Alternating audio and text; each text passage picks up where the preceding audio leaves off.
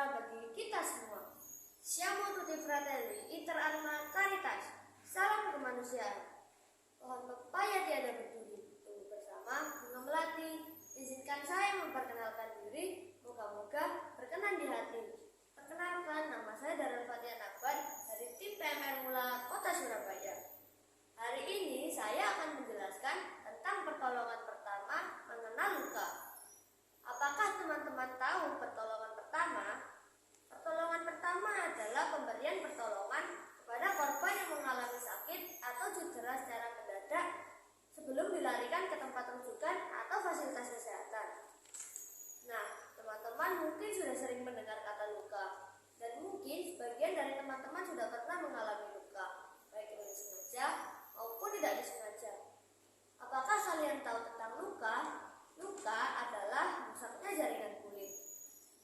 Apakah teman-teman juga tahu klasifikasi atau pembagian luka? Klasifikasi luka ada dua, yaitu 1. Luka yang berdarah.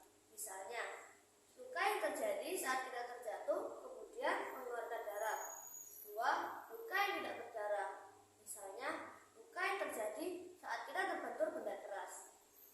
Oh iya teman-teman, aku pernah mengalami kejadian yang tidak mengenakan di sekolahku.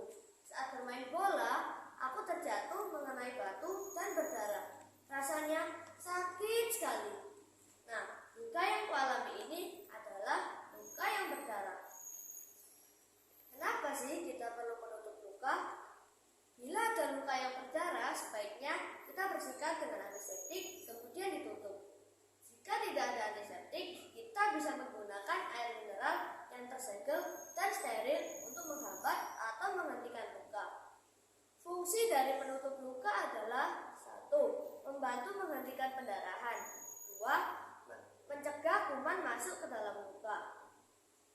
Apa saja sih benda yang bisa kita gunakan untuk menutup luka? Benda-benda seperti rasa steril,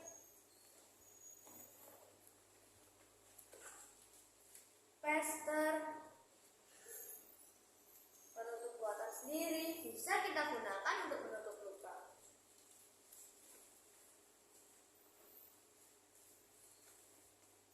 Agar penutup luka tidak terlepas dari tempatnya, maka gunakan pembalut luka untuk menahannya. Fungsi dari pembalut luka adalah 1. Menekan untuk menghentikan pendarahan. 2. Mempertahankan penutup luka pada tempatnya. 3. Menjadi penopang bagian tubuh yang cedera.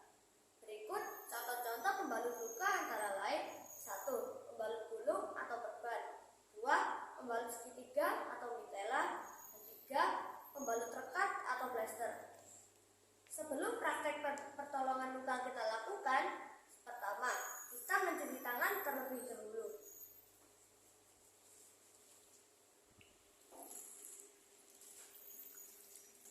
Jangan lupa untuk menggunakan sabun.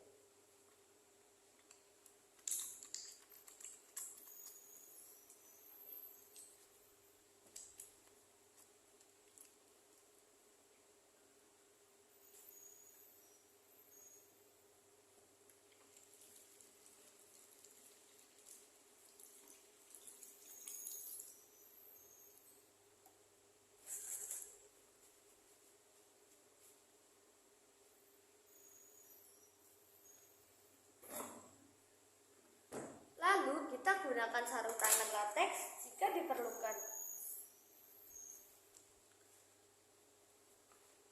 Berikutnya saya akan mempraktekkan cara penanganan luka yang benar.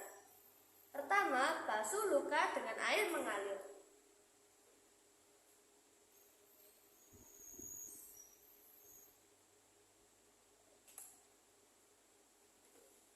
Lalu kita tekan dengan kaca steril.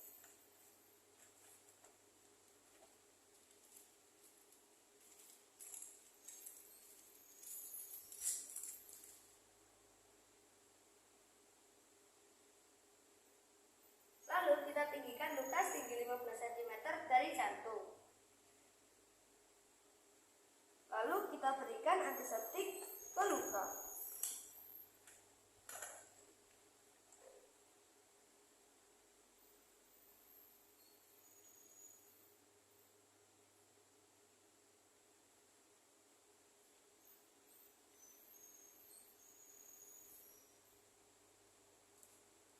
Selanjutnya, kita tutup luka dengan cara memplester.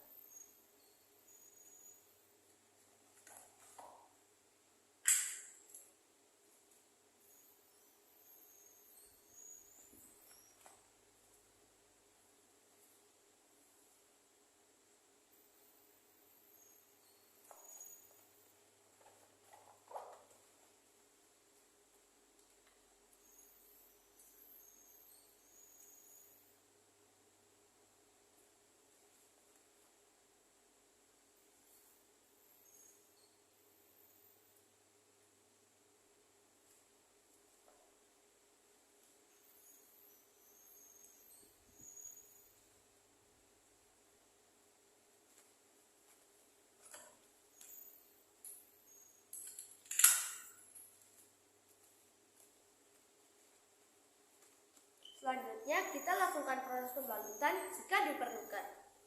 Oh iya, dalam proses pembalutan, kita tidak boleh membalut terlalu kencang atau terlalu longgar.